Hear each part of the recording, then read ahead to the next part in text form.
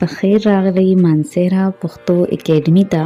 زموږ نوې ویډیو کتو د پاره زموږ چینل مانسهرا پښتو اکیډمي لا سبسکرایب کړئ.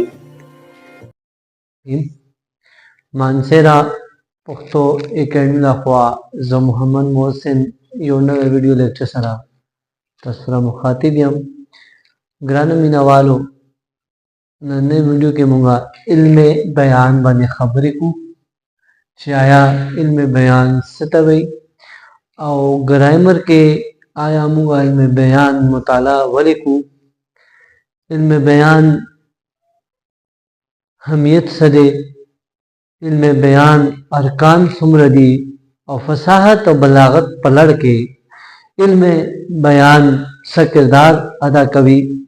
دغه ټولو موضوعاتو باندې موږ نننۍ ویډیو کې خبرې کوو. ټولو نه مخکې خو تاسو ته پته وي چې علم بیان دا بیان علم ته وایي، یعنی بیان لفظ باندې چې موږ غور کوو فکر کوو نو دا هغه علم دی کوم په ذریعه چې یو انسان بل انسان سره خپل هزار کوي. نو تاسو ته معلوم دی چې خدای پاک انسانانو ته ډېر څه ورکړي دي نعمتونه او انسان ته اشرف المخلوقات ویلې دي. انسان ته چې نور ثابتونه ورکړي دي لکه عقل ورکړي دي، شعور ورکړي دي او دې سره سره یو دا هم خبر کول صلاحیت هم ورکړي دي کوم چې نور جاندار چیزونو کې نشتا. نو موږ علم بیان کوم چې دی هغه انسان چې کله خپل خبره بل ته رسي، یعنی خپل خبره بل ته څنګه کوي او هغه ټول طریقو باندې چې سره مطالعه کړی نو هغه ټول طریقې علم بیان په زمره کې راځي. د بیان لغوي معنی باندې خبره کو چې آیا بیان لغوي مطلب سره، یعنی لغوي معنی صدا لغوي معنی علم بیان دا سرګندواله یا اظهار کول، خپل خبرو اظهار کول، دغه ټول معنی علم بیان په لغوي جملت کې راځي، یعنی تقریر کول، خبره کول. او بل دا خبره ده چې علم بیان عربي ژبه تورې ده. بیان کوم ژبه تورې ده؟ عربي ژبه تورې ده. یعنی دا علم بیان عربي ژبه نه وته ده چې لغوي مطلب دا اظهار کول، څرګندواله، تقریر کول، لیکچر ورکول، خبره کول، دا ټول علم بیان لغوي معنی په زمره کې راځي. اوس علم بیان کوم چې موضوع ده هغه ټکو سره ده. دا خبره یاد ساتئ چې لفظونو سره علم بیان کار دی، یعنی د دې موضوع علم بیان موضوع چا سره ده؟ لفظونو سره ده چې ټکو سره ده چې آیا د دې موضوع څه دی. نو اوس تاسو ته پته ده چې لفظونه موږ سره دوه قسمه وي. یو خو حقیقي لفظونه وي، یعنی هغه لفظونه چې خپل حقیقي معنی کې استعمالېږي. یو لفظ حقیقي معنی کې استعمالېږي لفظونه او بل مجازي معنی کې چې استعمالېږي. نو لکه موږ وایو چې یو مثال ورکو ګیدړ. اوس دلته موږ ګیدړ لیکو نو تاسو ته پته ده د ګیدړ یو ځناور نوم دی چې چا لپاره موږ استعمال کو. خو کله چې موږ ګیدړ مجازي معنی کې استعمال کو نو موږ بیا دینا بزدل علامت اخلو. فار ایگزامپل موږ وایو چې فلانه کس ګیدړ پاشان بزدل دی، نو بیا موږ ګوره دلته مجازي معنی کې استعمال شي. او دا چې یو کس دی هغه ازمره وایو، نو ازمره یو بہادر کس ته وایي، یو زناور نوم دی چې ځنګلونو کې اوسېږي. نو دغه ټول خبرې دي. خو علم بیان کوم چې ټول طریقې دي، کوم چې ټکي استعمالېږي په ادب کې هغه لفظونه کوم چې دي هغه موږ مجازي معنو کې استعمالو،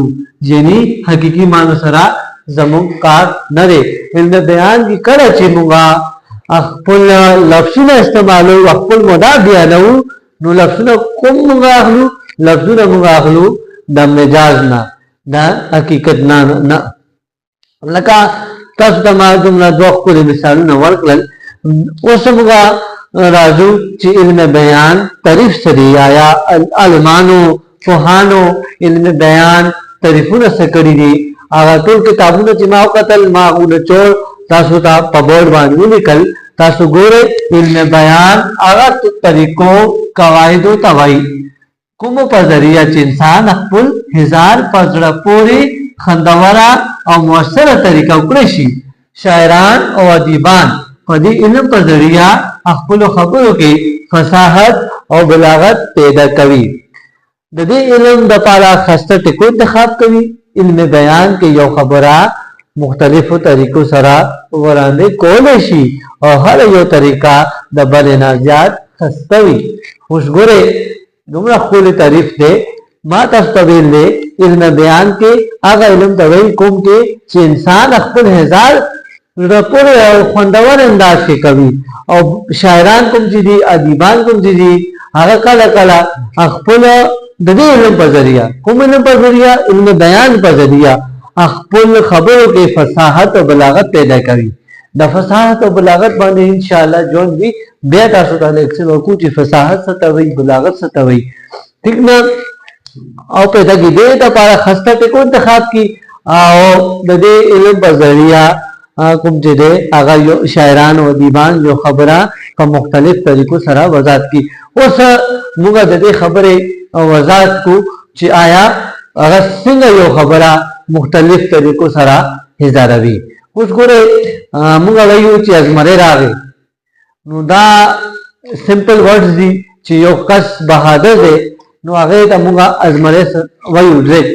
سس ازمره راغی نو دا موږ ډیرک استعاره استعمال کړه اوس موږ وایو چې دا خبره وی خو انداز بل وی اوس تاسو ګوره زه وایم چې علی ازمره پشان بهادر دی نو علی بهادری کوم چې دی هغه ما ازمره سره تشبیه ورکړل او دا خبره بل انګل سره وشوه اوس زه وایم چې نوید کوم چې دی هغه لاسونه اوږده دي اوس ګوره چې نوید کوم چې دی هغه سره اپروچ زیات دی یا تلقات زیات دي خو موږ د دې انداز بیان بل طریقه سره وکړو چې نوید لاسونه اوږده دي دغسې اوس زه وایم چې اوبو یخ دی اوبو یخ دی نو تاسو ته خبره وضاحت نه کیږي چې اوبو څومره یخ دی بیا زه وایم اوبو ډېر یخ دی نو بیا هم خبره نه وضاحت کیږي څومره یخ دی بیا زه وایم چې اوبو د واورو په شان یخ دی اوبو د واورو په شان یخ دی دغسې زه بیا وایم چې بل مثال درکوم تاسو ته چې زه وایم هغه ازمری دی نو څومره بهادر دی پته نه لګي بیا زه وایم هغه علی لکه ازمری په شان بهادر دی نو بیا خبره څرګندېږي یا یو څوک سړی چلاک وي شرارتونه زیات کوي نو موږ بیا وایو چې فلانه سړی د لومړي په شان چلاک دی نو بیا خبره واضحات شي او بل خبره دا ده چې علم بیان څلور ارکان دي علم بیان څلور ارکان دي علم بیان څومره ارکان دي څلور دي کوم کوم دي لومړی باندې تشبیه ده دویم نمبر باندې استعاره ده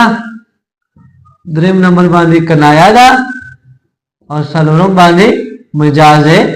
مرسل ده ان شاء الله موږ دغه ټول ارکانو باندې هم خبرې کوو نو شاعران کله کله ادیبان تشبیه سره خپل خبره خوندور کوي کله کله استعاره نه مدد اخلي کله کله کنایه نه کله کله مجاز مرسل نه مینوالو نن موږ علم بیان باندې خبرې کړې چې بیان هغه علم ته وایي چې انسان خپل خبره خاصه طریقې سره بل ته رسوي هغه علم ته علم بیان وایي موضوع نه پته ده چې بیان علم ته علم بیان وایي او خدای پاک انسان ته نور صلیحو سره سره خبرو کولو او صلیحیت هم ورکړی دی چې دا خپل خبره بل ته په خوندور انداز سره رسي او بیا علم بیان کوم چې کار دی هغه موضوع سره دی لفظونو سره دی یعنی دا لفظ باندې بیت کی بیا دې سره د دې څلور ارکان دي تشبیه کنایا تشبیه استعاره کنایا مجاز مرسل او کوم چې دا ادب کې ډېر اهمیت لري شاعران ادیبان علم بیان په وجه خپل خبرو کو کې وضاحت کوي نو امید لرم چې تاسو نن ویډیو نه ښه استفاده کړئ دا خبرو تاسو ماته اجازه راکړئ والسلام